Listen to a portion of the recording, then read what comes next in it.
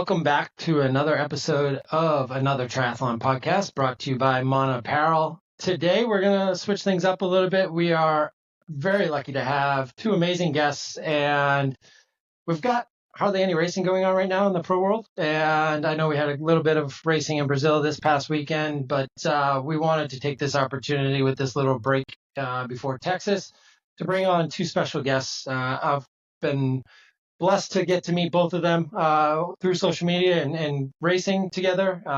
Just most recently in Oceanside, the two guests were both at the course and had some great days themselves. But I want you to both to have everyone hear about them and their journeys, because it's pretty amazing what they've overcome to get to where they are and continue to do and raise awareness. So we're lucky to have David Whelan with us and Annie Brooks as well. Both triathletes, both have different stories. But Annie, why don't you kind of give us an idea of where you're at now, where you just were, and we can go into your story a little bit later. But how are you doing today? I'm doing really well. I've just hopped from West Coast to East Coast, so just getting a bit adjusted at the moment. I'm now in Chattanooga, and I'm going to be checking out a bit of the bike course here with the hope to race next year. So I'm a look pro go slow triathlete, as I call myself. Yeah, got into triathlon in 2014, and kind of been hooked ever since I started doing it. That's amazing. And you're battling epilepsy, correct? And that was something before you got into triathlon, you had already kind of figured out in, I think, 2012 or so. And then triathlon really helped you get through some of the early years? Yeah, definitely. Unfortunately, I still, as I call it, have active epilepsy, so it isn't controlled.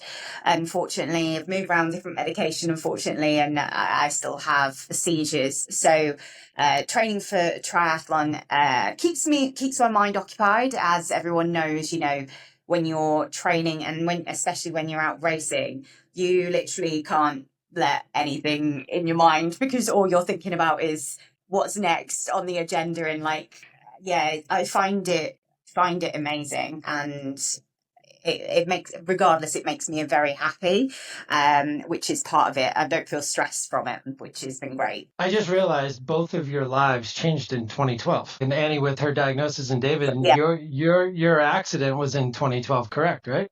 It was, March of 2012. Wow. That's crazy.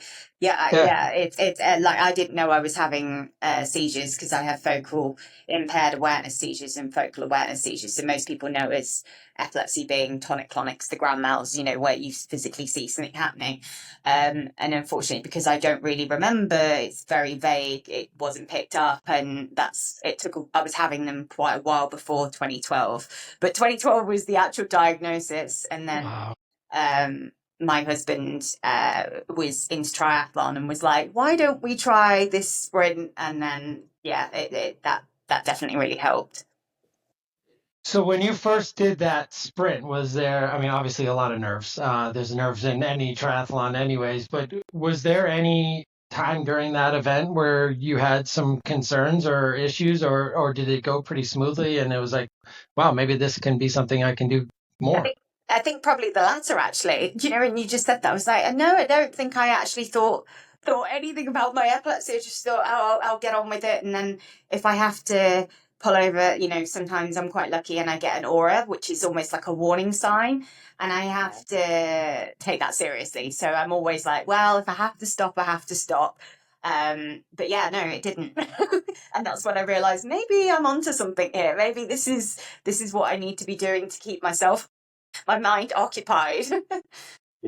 That's crazy. It's amazing what sports can do in general, but obviously the Challenge Athletes Foundation and other organizations that have brought some of this to light, and all the work that you're doing, Annie, for the PCIP world is really amazing to see out there. It's inspiring to us as athletes, and for me, whenever I'm on the course and come across another athlete who is going through way more than I'm going through. Just I'm going through lactate, and that's about it. You're going through lactate and a high heart rate. Yeah, exactly. And then David, so 2012 was when you had your accident at work. Kind of walk us through what's happened since then. And were you into sports before then? Were you doing triathlon before then, or any of the stuff that you're doing now? Yeah. Before I was injured, I was going to school to be a paramedic firefighter. So I was going to the gym, working out, training, trying to get ready for that whole world.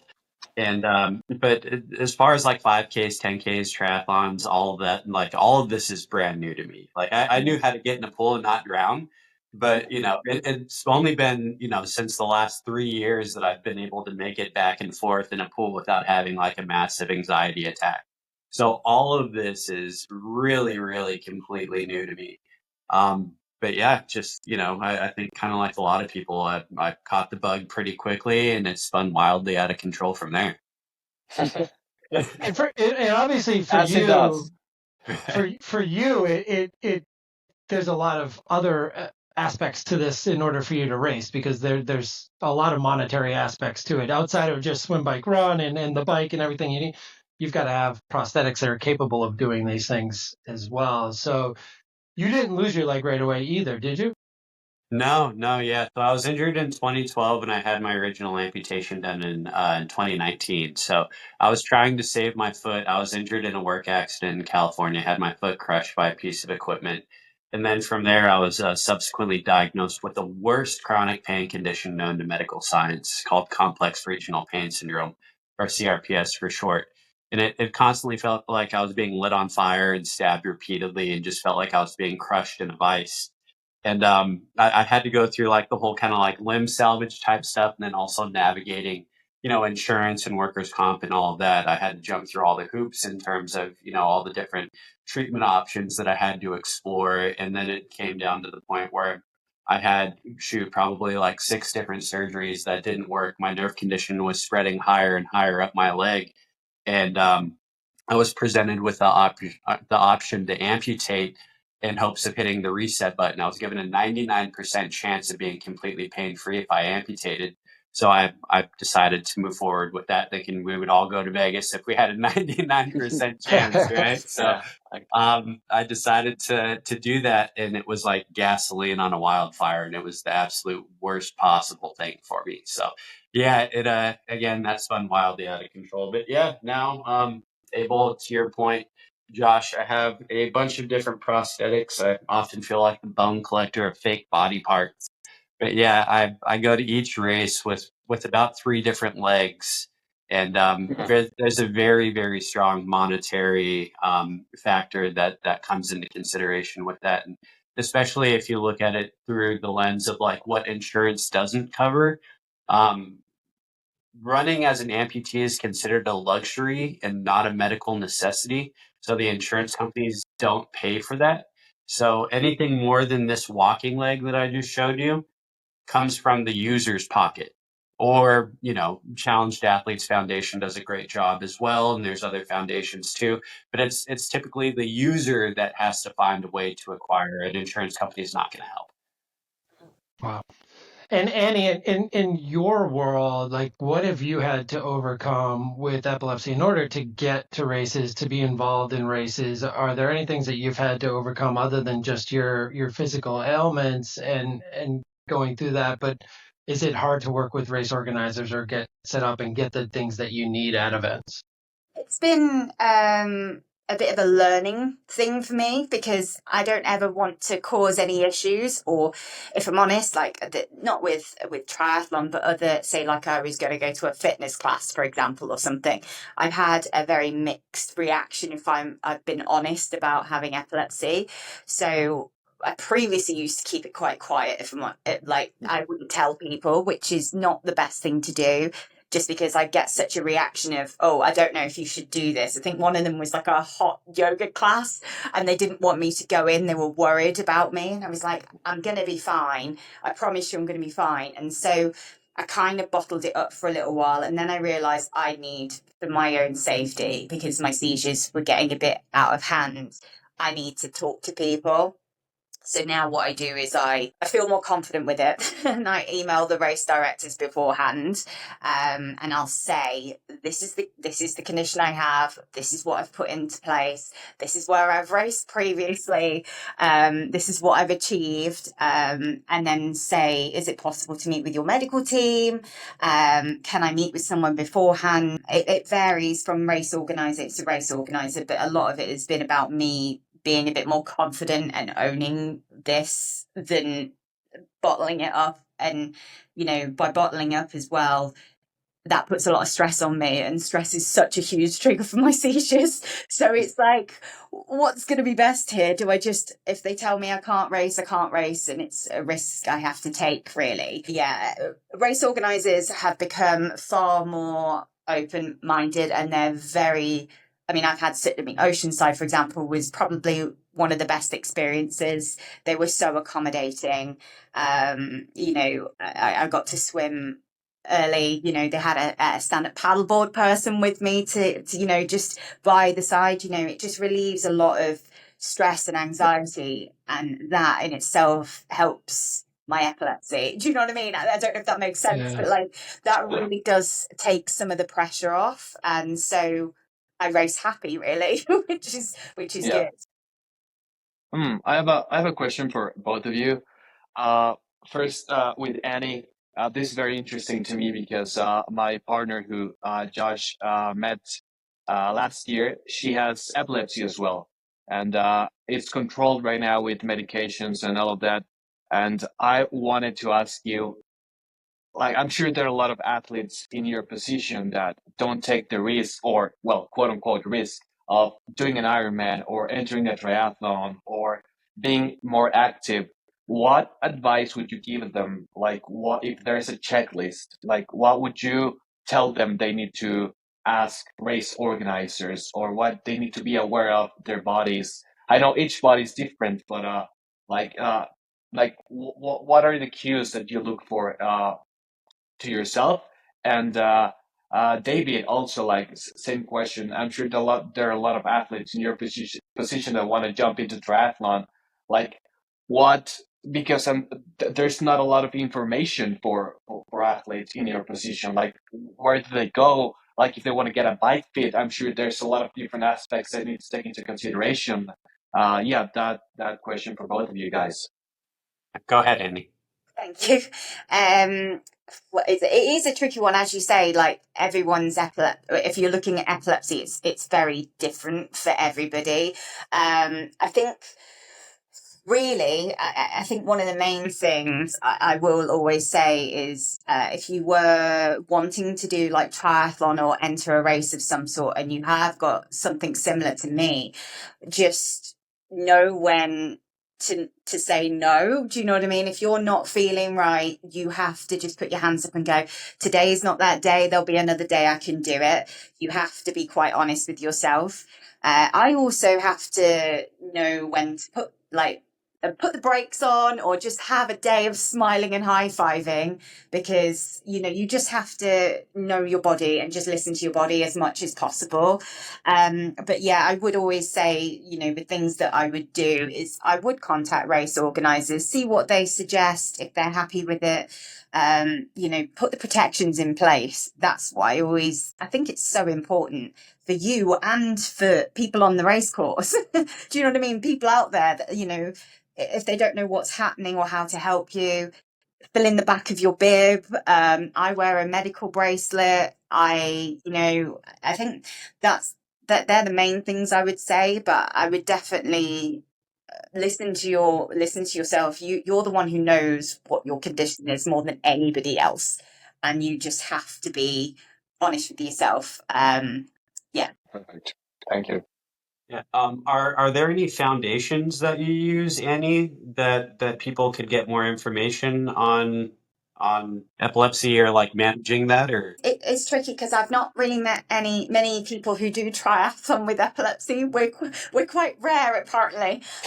So there's not any kind of like challenge athletes. I love Challenge Athlete Foundation. I think I went to visit them a few years ago. Absolutely love what they do. They're fantastic. There's a lot of you've got the Epilepsy Foundation in the States and Epilepsy Society in the UK. There are a lot of charities that can give you information on it, but the condition's very complex with different types of seizures, different types of triggers. There's not a one size fits all, unfortunately. So, like I said, they'll give you information generalizing about how to exercise and stay fit, but it definitely is. It depends on your seizures, depends what you experience. But yeah, it's listening to yourself essentially. Yeah, that's a great point. It's everybody's body is different, right? And especially when you start removing parts and adding parts and, being an amputee and stuff like that. To Annie's point, one of the biggest things that I do when I get to a race is I contact the race directors. I'm always at transition early. I'm trying to, when Athlete Village opens up, I'm trying to meet with the refs. I'm trying to meet with people that are in charge of triath or in a part of transition. And just trying to make sure all my I's are dotted and T's are crossed. Like I was saying, I have a separate running leg. I have a separate cycling leg. I'm now fortunate to have like a leg that's able to help me get through transition quickly too, which is pretty rad. But with that, I have a lot of no pun intended, but moving parts, right? So, Right.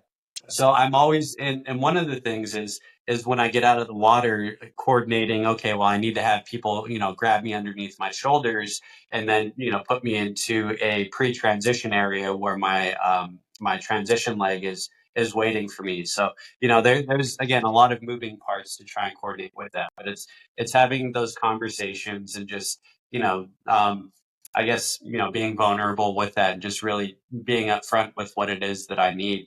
In terms of if somebody is wanting to get started in this process and you're an amputee or somebody with some sort of, physical disability or, maybe even an intellectual disability or, a wide range, Challenge Athletes Foundation is absolutely great.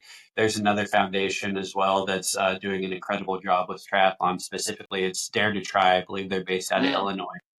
Great resource. But yeah, a lot of it's listening to your body and, really asking questions, reaching out. I think Annie's world may be a little bit more niche with epilepsy, but with being an amputee, there's a little bit more of us that are, in the endurance space.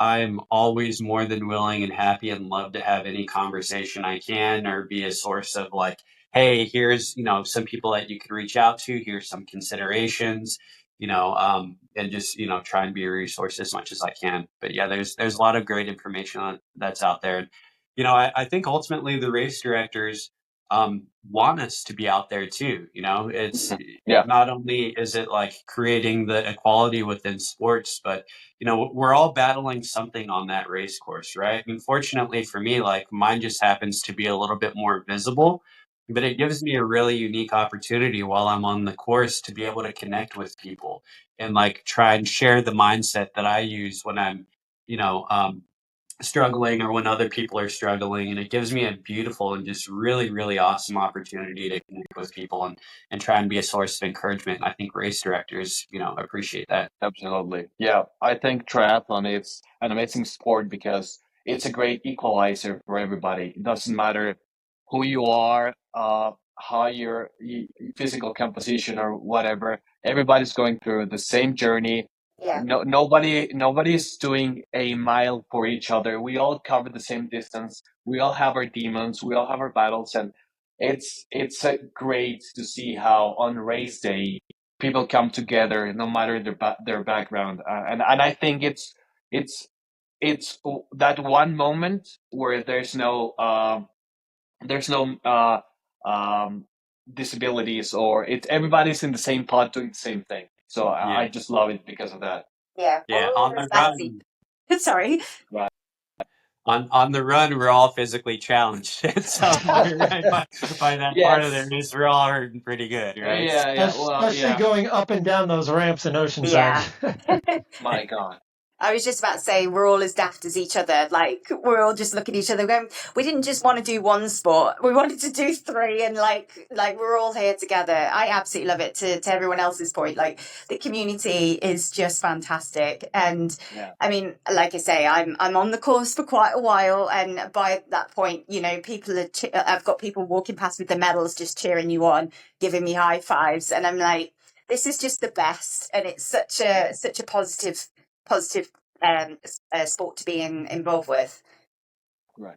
And you both have had some really good and really great experiences with Ironman, but David and I have had some recent conversations where there's some challenges that you have working within the Ironman brand specifically and getting to the next level. And you've had the chance to race in Kona. David, for you, it's a little more difficult for you to get to a race like Kona or a world championship, right? It is, yeah. And I was just having these conversations yesterday. Trying to create an equitable place for physically challenged athletes. People that have an amputation or hand cycle or intellectually challenged, category. We don't have the ability to earn a spot based off performance to get to the world championships or even be world champions. So yeah, again, trying to create those equitable resources for me to go to a world championship race, 70.3 or full. I have to either be gifted a spot through a foundation, or I have to enter a lottery with Ironman, which again is not performance based. And Annie, you've had the opportunity to be one of those gifted athletes, and you were given that opportunity. But do you also feel like what David's experiencing would be a huge boost for the challenge athletes and the other community people that you're racing with, and could help grow the sport even more? Yeah, I mean, I think everyone's learning as more conversations are happening, and I think it's ever evolving. And I think, especially with like races where there's PCID athletes, you know, I think they are becoming more and more inclusive and understanding. But I do think that would be amazing. I do think that would be such a positive thing to do. I am extremely lucky about having a spot given to me for Kona, which I debated back and forth because I hadn't qualified like everybody else. But I felt that it was an opportunity to be able to talk more about epilepsy.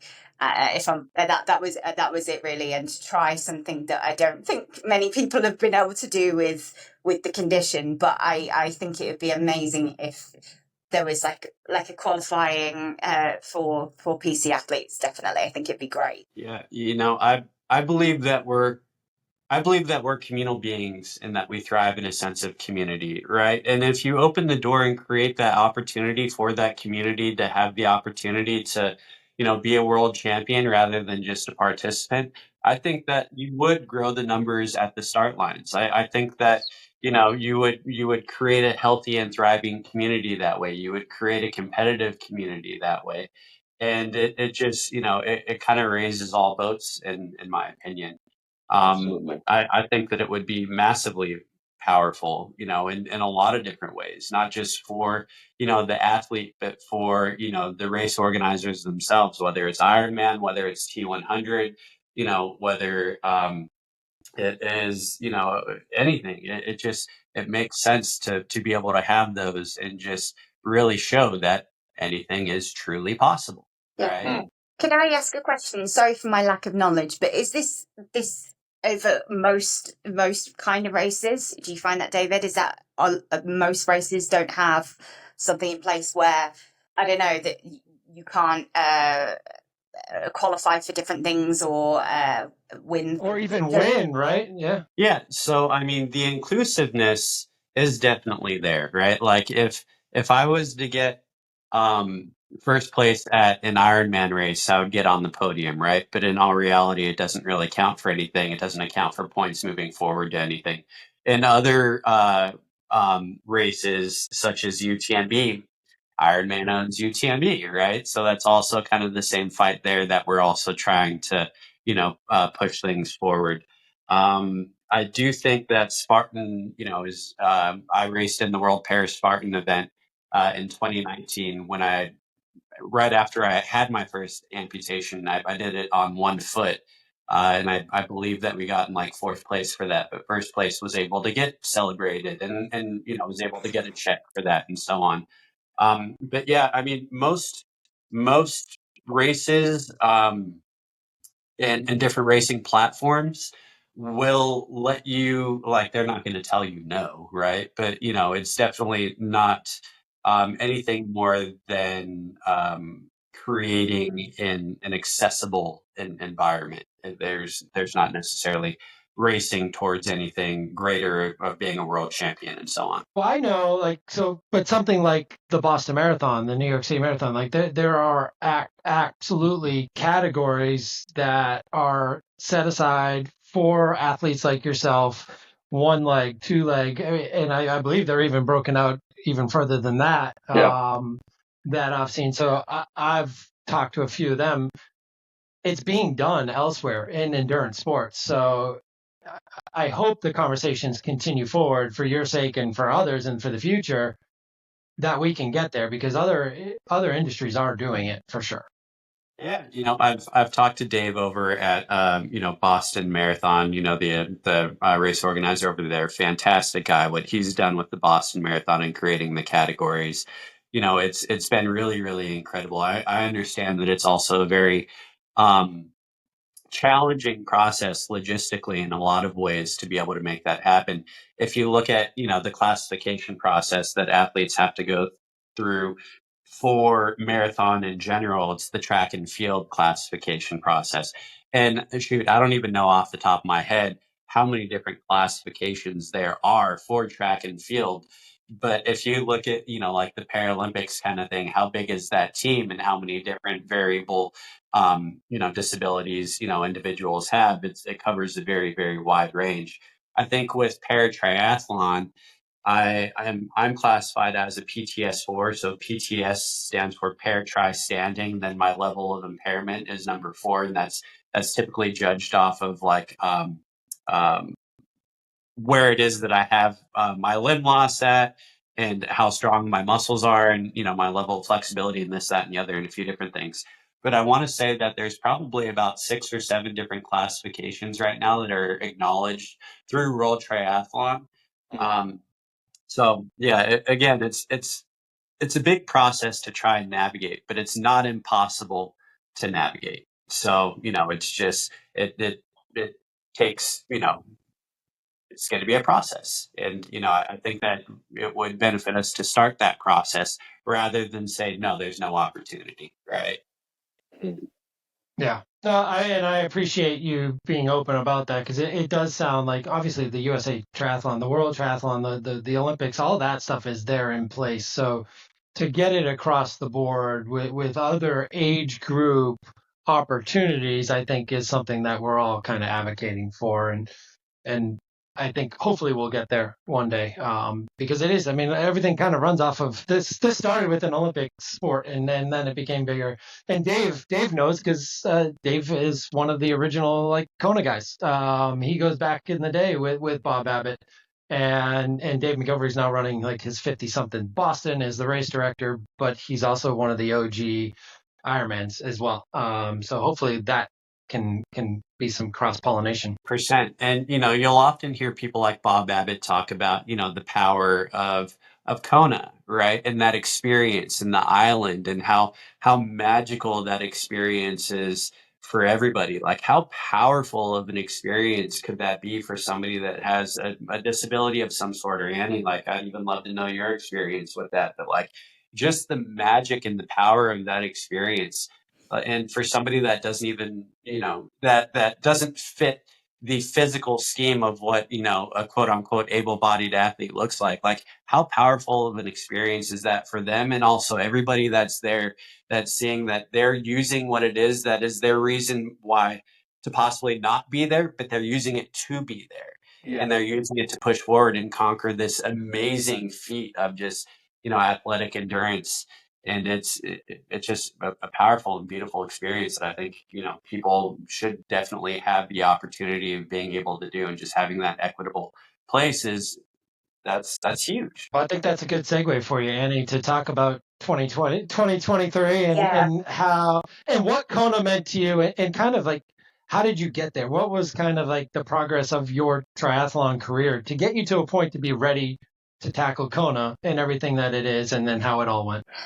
Well, it's so hard. I mean, obviously, doing an Ironman is ridiculously hard to train for, I will say. And I think I'm probably a one and done. I think probably that distance, I'm perhaps a one and done, because it was so hard on my epilepsy and my body training for it. And I had to divert and pivot with my training, because I'd be absolutely exhausted and maybe have a nocturnal seizure or something would happen. So I'd have to just pivot as much as possible. My main goal in all of that was just to reach the finish line, which tends to be my theme, I think, is just going to get to the finish line. But it's definitely like a core moment. Like, crossing that finish line was so epic. Yeah, it was because I'd obviously trained so hard for it as well, and had to kind of adapt things quite a lot. But I'd done it's in 70.3, and I'd done different ones. I'd done Escape from Alcatraz, and I'd done a few different kind of races as well, like some small, more local ones in the run up. And I'd done which is now not a race, the Ironman 70.3 Stafford, that one, which is nice and hilly. And it just so happened to be one of the hottest days of the year in the UK. So I think that set me up quite well. So I'd done that, and then Ironman invited me to take part, and I was like, I don't know if I can do this, but let's give it a go and see how far we can push my body and my mind to deal with it. I had to deal with a lot of resilience on the day. I had a bit of an issue at the start of the swim, managed to get off okay. Wasn't happy with my time, because swimming is actually something I adore. I absolutely love swimming more than anything else, which most people with epilepsy try and avoid, but I absolutely love swimming. And then got off on the bike, and then got two flats. So I got two flats that I had to deal with, and I'd never actually had a flat. I'd practiced, but I'd never actually had one before. So I was like, just getting it sorted, and I was so behind. So I was very delayed and everything. It was a bit stressful. And I thought, as I was coming down Harvey, I thought to myself, do you know what? I'm going to get to that finish line. I'm going to get it. I'm just going to do this, and it's going to feel absolutely amazing. And the fact that people still waited out for people like me who had such a massive setback, and they were still just as excited when the first people came through, was so amazing. One thing I will say about my condition is, because it's invisible, I actually sometimes feel like I want to put a big sticker on my back that says, by the way, I do have epilepsy and I'm still managing to get to the finish line. So because I obviously think people don't necessarily understand all that you have to go through with it, but Kona was one of the best experiences in my life, and I still can't believe I managed to complete it with everything that I went through on the day, and also, with all the mishap with my training.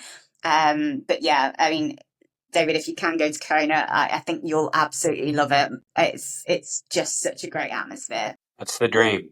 Yes. Actually, I have a funny Kona story. I raced Kona in 2022, and I had probably my worst Ironman run. I was low on potassium, and my arms were cramping. They went like this, so I had like little T-Rex arms, and I was like shuffling my way into the finish line. And this athlete was running by me, and he happened to be an amputee. And he handed me like a salt stick too, and he was like, "Oh, here, take this. It helps with cramps. I never cramp on my legs with this. Just take this." And I just thought it was the best experience ever, because that's what it's all about, helping each other out. We're just athletes at the end of the day, and Yeah, I think that was like a moment that marked my triathlon journey, because it just showed me that we're all suffering, we're all helping each other out, and I wanted to ask you, Annie, do you think specific race conditions trigger your epilepsy a bit more, like say hot and humid condition, like race atmosphere adds a bit more stress to your body, and then it may affect you more than like cooler conditions? Yeah, so I would say that, so one thing I always have to be very aware of, if I was going to ever have a seizure, it would probably be on the run because of my heart rate, and my body can't decide what's stress and what's not. Okay. So obviously heat, yes, that can obviously elevate my heart rate. So I didn't say this at the time, but for Kona, I knew that I, as a Brit who can't deal with the heat, I had to find a way of training in the heat. So I went to Lanzarote to train there because I knew that the wind was going to be quite similar to Kona. So I thought that was a huge stress for me. So I went to do it there, and obviously got acclimatized heat wise, went to Tenerife to do the same. And I really tried to get my body ready for that heat if it was going to hit, because I'd actually had quite a bad time at Staffs. I got a bit heat exhausted and really struggled, and I'd actually had a seizure post race because of it. But yeah, definitely conditions, and one thing I was going to say, it's controlling the controllables. What is in my power? What do I need to do to accommodate myself as much as possible? And yeah, I knew that was going to happen. Heat training and wind were the things that I needed to deal with. So I thought, right, let's get that done. So, but yeah, it would do normally. Yeah, definitely. Yeah, right. And speaking about controlling the controllables, David, do you practice like transitions? I know transitions are very specific to you than most athletes. How do you practice that? When you go to a race, do you get annoyed with people that are trying to help you and maybe are a bit in your way, that you're just let me do it myself? Or how do you deal with that? Yeah, fortunately, I don't want to say that there's not people helping me, but there is out of the water kind of thing, which I definitely need. People just grab me under the shoulders as I'm, exiting the water and going to a pre-transition area. But after that, I'm like everybody else out on the course. I don't necessarily get a whole lot of assistance, which is great. I don't have, a whole lot of people, trying to give me a lot, which is fantastic. We're all out there. I pay for, all of the hard times, all the punishment, all of that, just like everybody else is. I want to experience that and the hardships of the race, just like everybody else does. No, my question was more in the lines on the day to day, the training wise, like the race simulations and all of that type of stuff.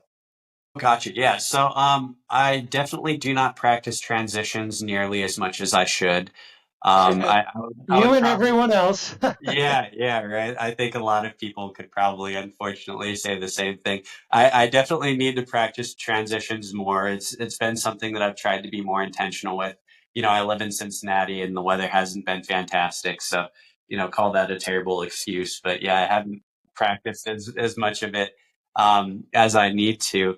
Uh, but it's I'm trying to be more intentional with it. It's working good so far. But yeah. Yeah, practicing transitions is the best thing I ever did. My husband's actually a coach as well, and that's still time, which is what we always say. That's still free time. I actually got a podium, not in Ironman, in another triathlon, based on the fact I was 20 seconds quicker getting my wetsuit off in T1 than the other lady in my category. And I got podium not from my swim or my bike or my run, but how quick I could get my wetsuit off. There we So go. it's worth it. I think we can all look back at most of our races and be like, wow, if I had cut 30 seconds or a minute and 30 seconds, like, Yeah, well, that time looks a lot better in your head. yeah, Yeah. But that's also one of the things that I love about 70.3 and longer is, it's a little bit more forgiving in the transitions.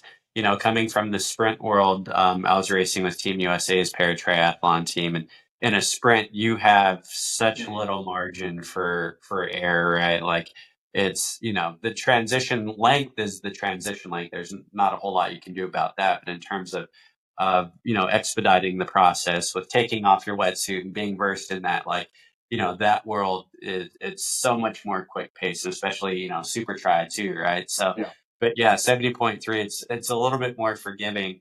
And yeah, trying to get better at it, of course, to get that free time. Yeah, don't get me wrong. I definitely faff when I'm in a longer distance. This was a sprint, so as you say, it's totally different. But yeah, but yeah. So do you still do sprints and shorter distances as well, Annie? Or is that something that you pick up throughout the year or try and stay in touch with?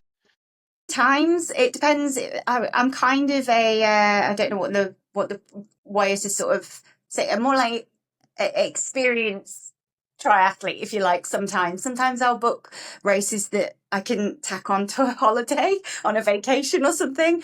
There's one in San Diego. There's a San Diego sprint triathlon in September that it's on there. I think it's on my birthday. So I was like, well, why don't we do that while I'm over here? So I do them now and again. Just to kind of break up the longer distance.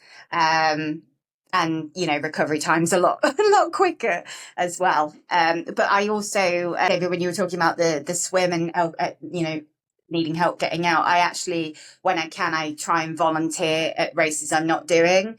So, and I always go on the swim exit because I just want to help people do the bit that they normally hate the most, which is the swim, and say that they've done it. Now they've got the best part to come, and help them out the water. So I'll do that as well as doing a few sprints as well. Yeah, I love it. That's awesome.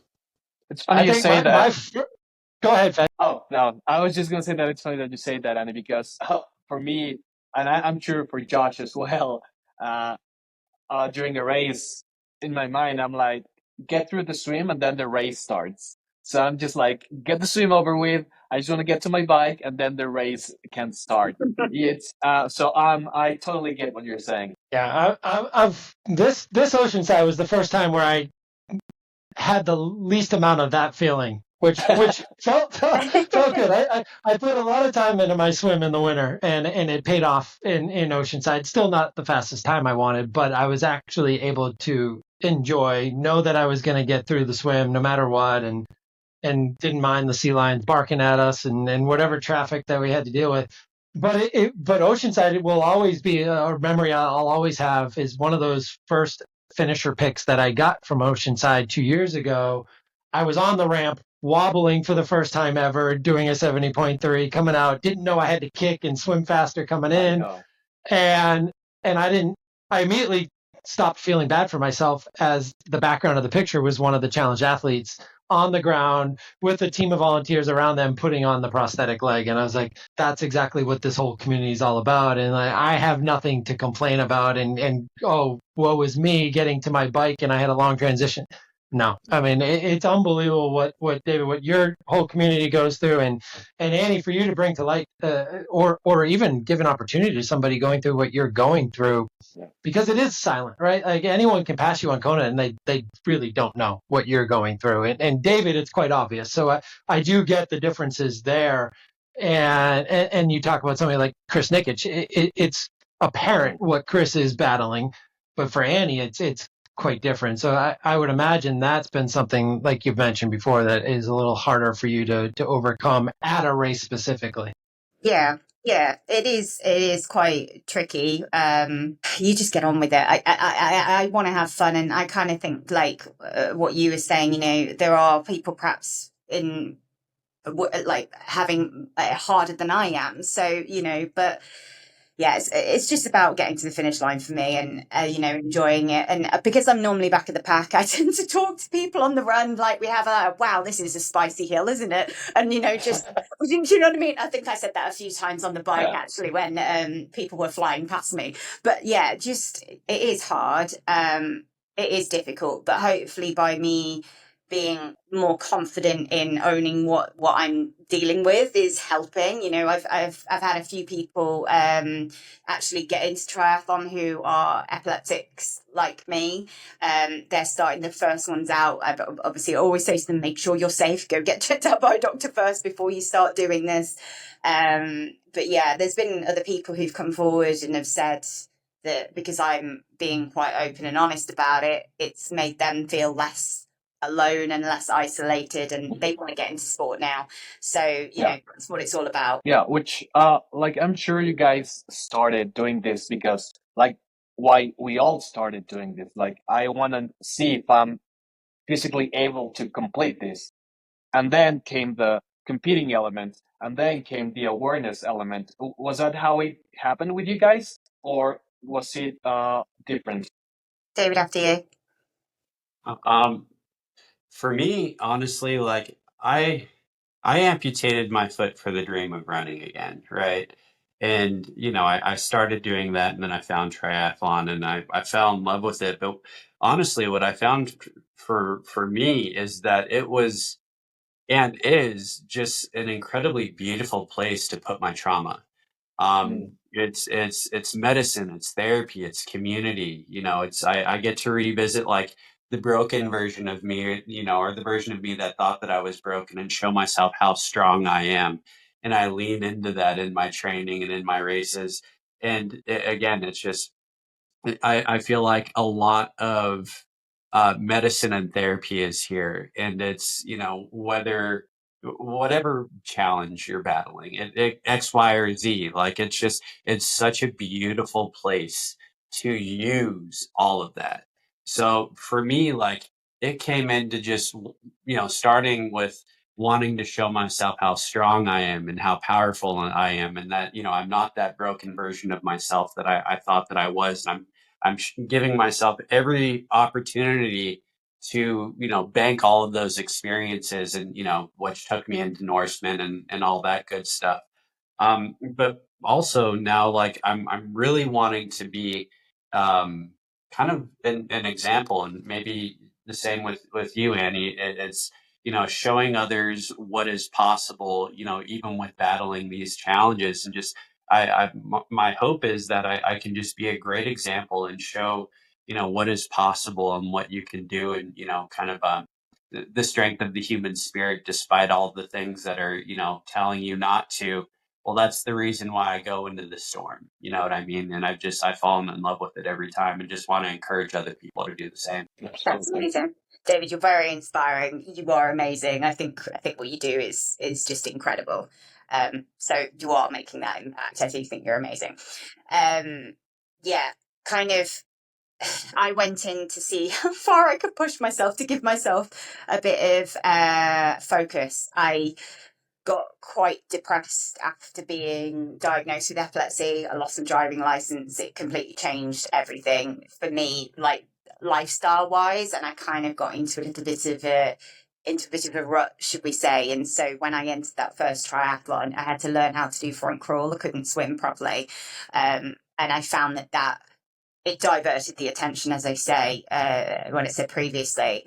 And then as I've started racing, I started realizing, like, I'm quite resilient. Let's see how far we can push myself. And I think that's been the thing that I keep chasing every time I cross the finish line. I'm like, oh, what else can I do? And then after, during that journey of still feeling like that, I do definitely, hopefully me talking about this is kind of a nice open, like gives a bit of communication between people having an invisible disability, so people who struggle with things that you can't see, and knowing that you can still achieve amazing things, and it doesn't matter how quick you go. That's quite a big thing for me, is that I am quite, like, I am a bit back of the pack sometimes. Sometimes I'm feeling great and I'm feeling good and I can speed on a little bit more, but sometimes I'm not, and it's just about reaching the finish line. So I hope also by me talking about what I'm doing, I'm not saying that you need to be the fastest or the quickest. Everyone can get involved as well. even if you do have an invisible disability. So I'm hoping that's what I'm showing with it, and so that's what kind of keeps driving me. That's amazing. We talk about the community and the sport and what it does for so many people. I've got my story. Fed's got his story. You both clearly have your stories and inspirations, and you never know who's listening and who's gonna take inspiration from that. And to me, that's the power of everything that we're all doing, and you two especially. So it's been awesome having you guys on, and I'm glad that we've all connected and done this collaboratively as well too. I think it's really cool to have both perspectives. I do want to bring it back to some of our normal questions that we do ask some of our pro athletes that we have on, but one of our favorite ones, and you guys can each answer these separately, and we'll start with Annie first, but you've got the same training programs that we've got, and you're still doing all the hours and all the swim, bike, run and recovery and all of that. On those long training sessions, and maybe an outdoor bike is where this one follows in the most, but what is the craziest thing you've ever eaten during one of your training sessions? Because you ran out of your normal fuel or stopped somewhere on the side of the road. I mean, craziest things I've eaten. I haven't got anything crazy, but I can tell you what I like to eat when I am on the bike sometimes, which is a bit weird. I guess I don't think you even have it in the States.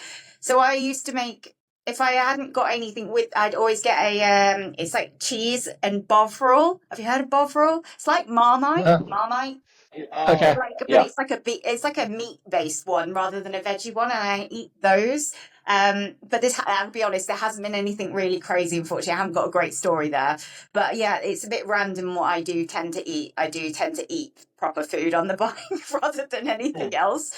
And there can be some whatever I've smushed up in the kitchen beforehand. Yeah, that's not very interesting. Sorry.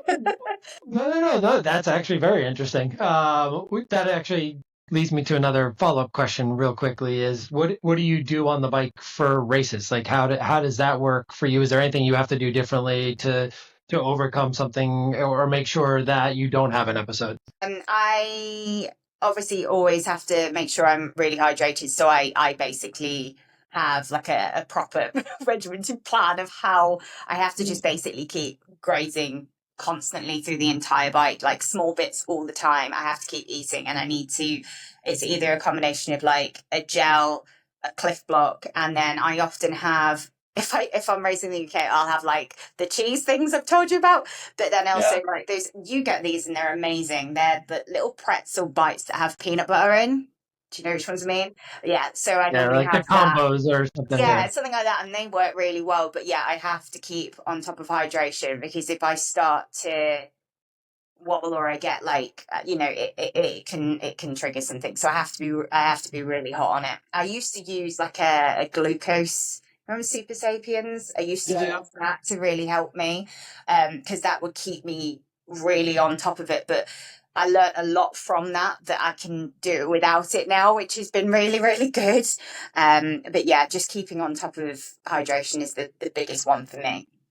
Yeah, I think that's why Super Sapiens didn't pick up as much as it should have, because it taught you what you needed to learn about yourself, and then you're like, why am I paying for this anymore? Yes. I know exactly what I need to eat, what I need to drink, and I think that's what was big of a problem for Super Sapiens. But speaking about that, do you do like a sodium load, like carb load, sodium load to prevent dehydration as well? Yeah.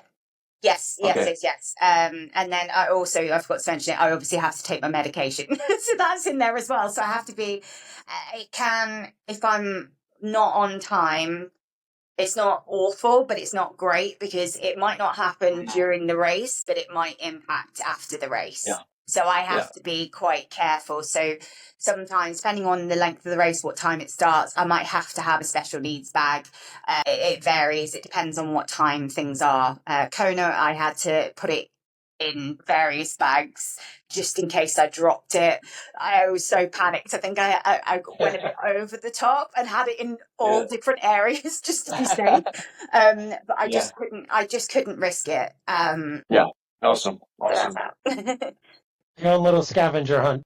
Yes, basically, yes. I always think I always go over the top and extra with the nutrition and medication and everything, because I just think if I drop something or something, I don't know, I've got to be careful. But that's it, really. Did you drop anything at Oceanside like everyone else and No, some of those bottles? I don't know how they dropped everything. I'm like, there's a bump coming up. Just take it easy. No, I've got a really good system. I've got a really good system. But I did have a bottle go flying at a previous 70.3. I hit a pothole and it just shot off. So I think that taught me a lot.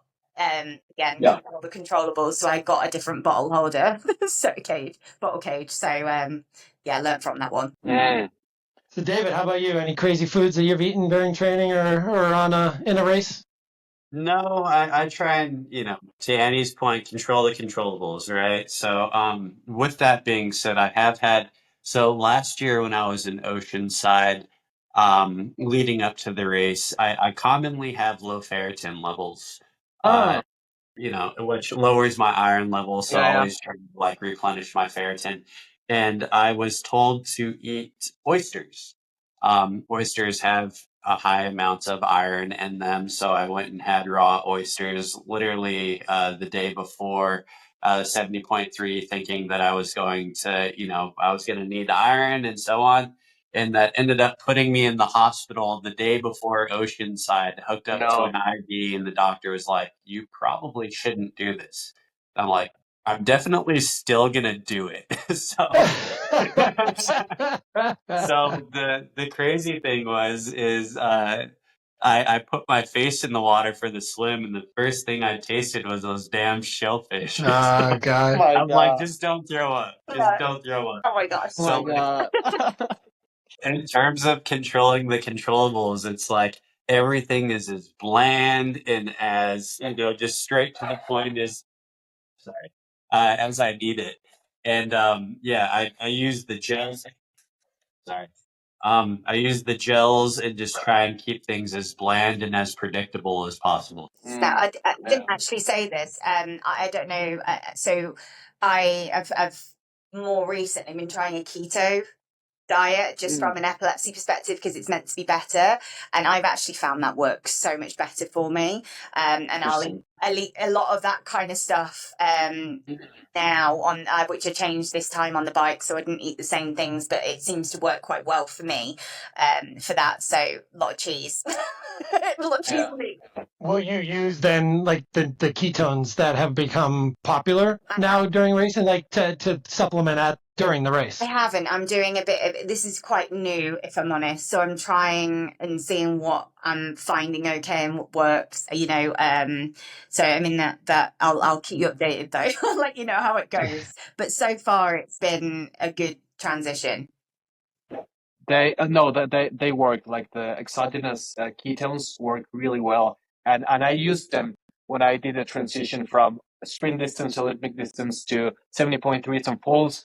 My coach wanted me to tap more into my fat burning metabolism, so I switched into a more keto/paleo diet, and on race day I use ketones to spare the glycogen for when I need it, and it definitely helps with inflammation wise and cognitive stuff. It helps quite a lot. So definitely a big advocate of using ketones. They taste those are they're not the best tasting supplement, but they do work.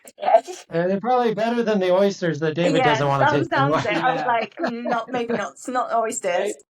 Maybe David can do one challenge: oyster with ketones. See how that works. Could you imagine? Yeah, like an oyster shooter with some ketone IQ or something. Yeah.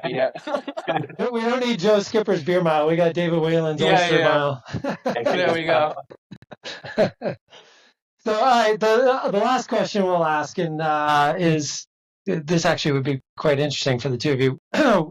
What, if any, would you add as a fourth sport to triathlon to help you up a notch and actually compete better than other people because you're so good at it? I definitely can't answer that one. I need to have a think. There isn't anything at this Yeah. What's a talent that you have, David, that we could add to triathlon? And it can be at the beginning or the end of the race.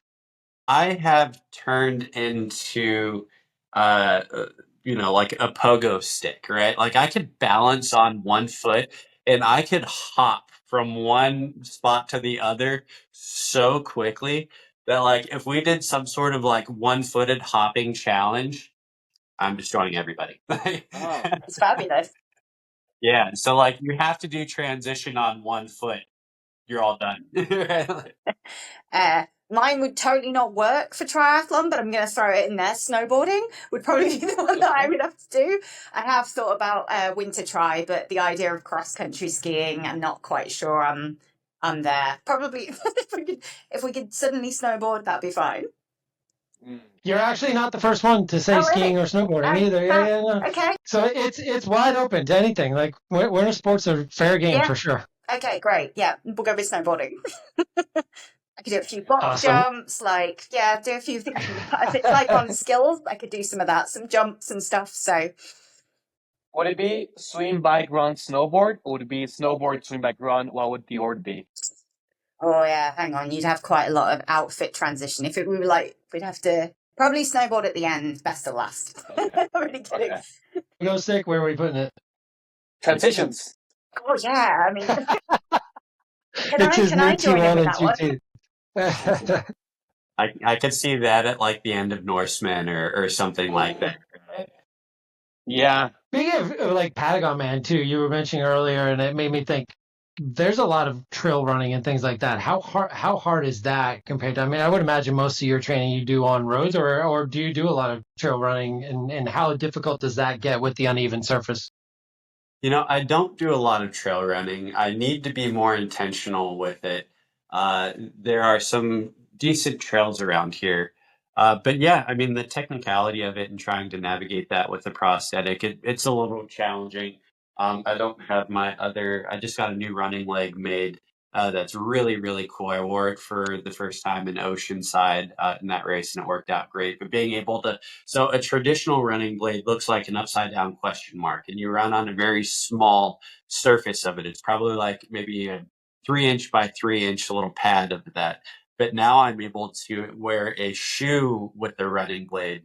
So I'd be able to navigate uneven surfaces pretty easy with that. But it's a very, very customized running prosthetic. Ernie. All right. Well, I don't want to keep you guys too much longer. Why don't you guys take these last few minutes here just to kind of give us an idea of where people can go for more awareness? Where can they follow you? And most importantly, what's the next race? Go ahead, Ann. That's a good question because I haven't actually entered the next race yet, but I have ideas of which one I want to do. So I want to volunteer at the Chattanooga 70.3 like I've done previously. So that's just to keep me in the bubble. And then I'll enter a couple of local ones before I would like to do the new La Quinta course. I've done Indian Wells twice, but I really want to do the new course. So that one's the one I'm aiming for the end of the year, but hopefully a different one in between. I guess for more awareness, I would always suggest the epilepsy charities. And I'd actually also like to highlight actually women in triathlon while I'm here about it, because obviously that's a huge thing. And if other women are interested in triathlon, there's like Feisty Triathlon, fantastic. Women for Tri, etc., really good and can kind of help you in the first steps to getting involved in it. You can find me on social media at Hey Annie Brooks, where a lot of the time my dog features in various things. She comes running with me. She's a support dog as well. So yeah, you'll find lots of adventures with us on there. Awesome. Now, how about you, David? Yeah, you can find a lot of great information on like Challenged Athletes Foundation. Dare to Try is another great one. Also reach out to me. You can find me on social media at Dave_Unbreakable on Instagram. I'm most active on there. And what's your next race? I know you've got quite the calendar. Your calendar looks like mine, just a little bit more extreme. Yeah. Oh, my calendar. So next up is St. George 70.3, and then I go to Eagleman 70.3, and then Muncie in July. After I'm getting married August 16th, so I told my fiance I'm going to take a couple months off of that What's after that? I go to Shanghai, China, and do a 70.3, and I'm also speaking there to their Wow. triathlon federation, Wow. which is cool. Amazing. Yeah, I need to yeah. fill So my that's Wait, calendar. wait, David, are you gonna do like are you gonna trick your fiance into doing a honeymoon and then there's a triathlon there and then you're like, oh babe, I'm sorry, I just happened to do this race.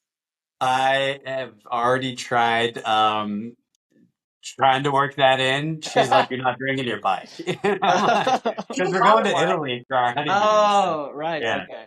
and I'm like, "We can stop by Nice." Yeah, there we go. But yeah, so after China, I go to Patagonia, Chile for Patagon Man in December, and then Challenge Israel in January. Nice. Wowza, that's a lot. I might need to get some advice from all of you about which ones I should do. We got to get your calendar on when you're in the States and when you're over there. And Yeah. yeah, Yeah. we fill it out. I just feel like I've always, coming out of Oceanside for me I put a lot into that and training. If I didn't have that next race ready to go, I probably would have taken a week, 2, 3 weeks off. And then it's like, okay, back to almost ground zero again and training. Whereas I was lucky to have the Boston Marathon where I took a couple of days off, body fully recovered, and then it was right back at it and something to look forward to. So I'm a big proponent of, for all my athletes I coach and for anyone I talk to, have something on the calendar to line up to. Yes. Maybe not as crazy as David and I, but have something on the calendar. Hey, but you guys are great triathletes that do very good times. This is a little bit different. And I like to tie it into a racecation, as I call them. You know, do a race and have vacation. That's normally how I do it. I got to have you talk to my fiance about that because I love that term, racecation. It's the best. It's a great way to see a place. I got into the New York City Marathon this year by running 26.2 virtual miles in Paris last year when I was there on vacation. There we Got go. to see parts of Paris I'd never seen. Yeah. It was really cool. I took a tour That's awesome. around Oceanside afterwards, did loads of stuff in Oceanside after we'd, and I got to experience the wonderful California sunshine. So yeah, I'll help you, David. We'll figure it out. Awesome. Well, thank you both for joining us, and we'll be back with another one of our regular episodes next week. Our other co-hosts, Jenna just completed Ironman Taiwan and qualified for Kona this year as well. So we had a whole team of 7 Mana athletes over there. All of them finished on the podium in Taiwan. It was quite an epic race for them, and can't wait to hear all about it with her. But thank you guys for joining us this week. Thank you.